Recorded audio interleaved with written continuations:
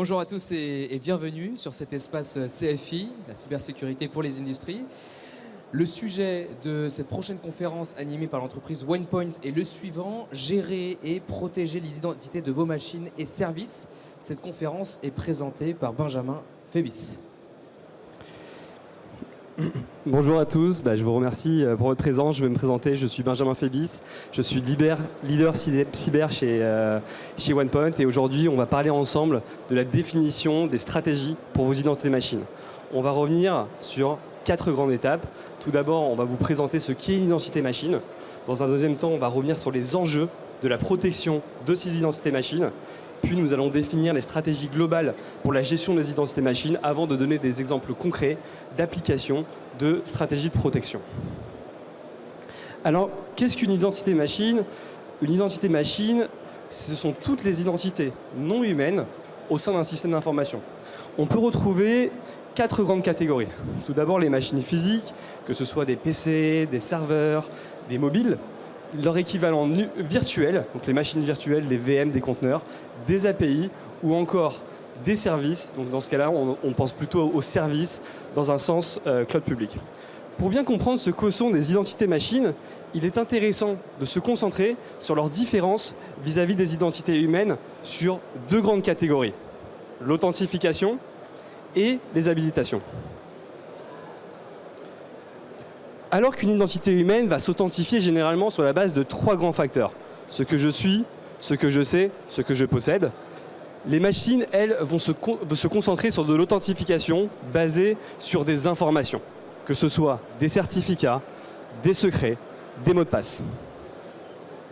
En termes d'habilitation, alors que les identités humaines vont souvent avoir des identités et des habilitations nominatives et personnelles, les machines, elles, vont partager des comptes applicatifs ou des comptes de services. Par essence, les machines vont avoir des comptes de services ou applicatifs qui seront mutualisés à travers différentes identités. Donc ici, on va retrouver des habilitations nominatives et ici, plutôt des habilitations génériques sous la forme de comptes de services. Tous les aspects d'organisation, de gouvernance, de processus et technologique autour des identités machines est appelé le management des identités machines. Le management des identités machines est l'un des rares sujets identifiés par la société Gartner, à la fois comme un sujet à très haute priorité et devant atteindre un palier de maturité d'ici 2 à 5 ans dans le rapport d'analyse du Gartner des IAM Hype Cycle. Si le sujet d'identité machine est considéré comme aussi important, c'est pour 2 principales raisons. La première raison concerne les risques liés à ces identités machines. En effet, les identités machines peuvent être le vecteur de nombreuses cyberattaques à des conséquences plus ou moins importantes, que ce soit du vol de données, de prise de contrôle ou d'arrêt total du SI. Il existe également de nombreux vecteurs d'attaque par les identités machines et nous allons revenir brièvement sur un scénario d'attaque juste après. Et le dernier élément, ce sont les nombreux personas qui peuvent attaquer ces identités machines, que l'on soit du pirate, un administrateur ou une third party. Le deuxième point qui fait que le management des identités machines est considéré comme un sujet aussi important concerne le point de bascule. Aujourd'hui, la société CyberArk a réalisé une étude et considère qu'il y aurait un rapport de 1 pour 45 entre les identités humaines et les identités machines. C'est-à-dire que pour une identité humaine, vous allez retrouver 45 identités machines. Alors comment expliquer cela? Il y a 2 façons. Tout d'abord, il y a un rapport proportionnel entre les identités humaines et les identités de devices physiques. En effet, un humain va avoir peut-être un ordinateur portable, 2 téléphones. Voilà, on va avoir un rapport proportionnel. Par contre, on va retrouver un rapport exponentiel sur les nouveaux services cloud, que ce soit des API, que ce soit des microservices, que ce soit des services managés et l'Internet of Things. Ce chiffre de 1 pour 45 est essentiel pour bien comprendre l'importance des identités machines et ce chiffre est en croissance exponentielle. Pourtant, malgré l'importance des identités machines dans les systèmes d'information et le poids que cela représente, on se rend compte que les entreprises et les experts en SSI ne sont pas toujours aujourd'hui suffisamment sensibilisés à cette problématique. À ce titre, quand on reprend un rapport de l'Institut Ponemon et Keyfactor, on se rend compte que 35% des interrogés se disent non familiers avec le sujet des identités machines. 55 ne savent pas combien de clés ou de certificats sont gérés dans leur SI. 42% utilisent encore des spreadsheets pour traquer leurs certificats, alors que 25% ne changent jamais leur credential SSH. Revenons sur un cas d'usage concret d'attaque par identité machine. Nous allons prendre l'exemple d'un administrateur, M. Dupont, dont son entreprise souhaite se séparer. M. Dupont, à la fois vexé et triste, décide de se venger de cette entreprise en réalisant une attaque à travers les identités machines. Évidemment, la société étant prévoyante, décide de couper l'ensemble des accès d'administration nominatifs de M. Dupont pour qu'il ne puisse accéder à aucune machine.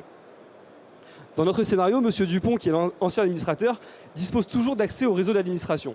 Et il va décider de réaliser une attaque à travers les identités machines. Première étape de l'attaque, M. Dupont va se connecter à une première machine en utilisant non pas des accès nominatifs, mais des accès de compte de service. Les accès compte de service sont des accès, comme on l'a dit, génériques, utilisés par de nombreuses applications et qui permettent de se connecter à des serveurs. Comment peut-il se connecter à un compte de service? Tout simplement parce que M. Dupont travaille depuis plusieurs années en tant qu'administrateur. Il dispose d'une certaine connaissance de ces comptes de service et ce sont des mots de passe qu'il réutilise régulièrement. Ici, M. Dupont va exploiter une première faille des entreprises. Il peut accéder à un compte de service dont le secret n'a pas eu de rotation depuis très longtemps. Là-dessus, c'est une faille commune au sein des entreprises pour la simple et bonne raison que ces comptes applicatifs et ces comptes de service sont très largement utilisés au sein du SI et qu'il est compliqué de modifier, de faire une rotation de secret car parfois ces secrets sont inscrits en dur dans certains serveurs et une rotation de ce secret pourrait entraîner des problématiques de production inattendues. Deuxième étape de l'attaque de M. Dupont, il va se servir du compte d'accès de service pour récupérer des informations sur le serveur numéro 1. À ce titre, il va pouvoir récupérer différents types d'informations comme des secrets pour accéder à nos nouveaux serveurs ou alors tout simplement des clés SSH lui permettant d'accéder à des nouveaux serveurs. Ainsi, M. Dupont va pouvoir escalader, monter en privilège sur les différents serveurs et ainsi prendre possession du serveur numéro 2. À partir de ce moment-là, il suffit à M. Dupont de répéter cette attaque progressivement pour avoir atteint une grande partie du système d'information, ce qui va lui permettre de réaliser son attaque. Mais il reste un dernier élément important pour M. Dupont. Même si M. Dupont est intrépide, il n'est pas pour autant inconscient. Et il ne souhaite pas être détecté dans son attaque. À ce titre, il va faire la troisième étape de son attaque, qui est le camouflage, qui va être finalement assez simple, pour deux raisons. Tout d'abord, il va passer essentiellement pour son attaque par des comptes applicatifs qui sont par défaut non nominatifs. Donc ça va être assez compliqué de remonter sur la source de l'attaquant, sachant qu'il utilisera uniquement des comptes applicatifs. Deuxième étape concerne la surveillance. Les comptes applicatifs ne sont pas souvent surveillés de la même façon que les comptes nominatifs parce qu'il y en a énormément au sein de l'entreprise et deuxièmement, ils peuvent avoir des comportements qui sont assez inattendus comme par exemple des activités à 2-3 heures du matin pour des batchs de production. Ainsi, M. Dupont va pouvoir réaliser une attaque sur l'ensemble des serveurs qu'il a réussi à pénétrer et ainsi également camoufler sa présence. Maintenant que nous sommes revenus sur le contexte, ce qu'est une identité machine et également les enjeux de la protection, revenons sur les stratégies pour gérer ces identités machines. Le premier élément consiste à cartographier votre existant. Il s'agit ici de comprendre où vous en êtes dans votre stratégie de gestion des identités machines. À ce titre, il va falloir travailler sur la visibilité, savoir où sont stockés vos secrets. Combien de secrets avez-vous dans le parc? À quoi servent-ils? Quelle est la durée de vie de ces secrets? Une deuxième étape consiste à étudier votre gouvernance. Quelle organisation avez-vous mis en place? Avez-vous mis des processus pour sécuriser vos identités machines? Avez-vous mis des contrôles? Vos équipes disposent-elles des compétences pour gérer ces identités? En termes de sécurité, où en êtes-vous? Avez-vous défini des politiques, des standards, des contrôles? Et enfin, un dernier point qui est extrêmement important concerne l'automatisation. On a parlé d'un rapport de 1 pour 45, identité machine pour les identités humaines. Évidemment, vous n'allez pas pouvoir gérer les identités machines manuellement et il est nécessaire de déployer des capacités d'automatisation pour les protéger.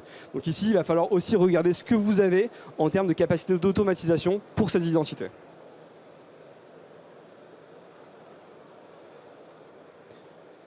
Étape suivante sur la stratégie de sécurisation des identités machines, il est nécessaire d'avoir une approche à la fois unitaire et globale. Unitaire car chaque sujet d'identité machine va devoir être traité différemment selon le périmètre de ces identités. À ce titre, nous préconisons d'avoir une approche par lotissement qui va traiter les identités en fonction de leur nature, comme les API, les certificats, les environnements Linux, les accès bases de données.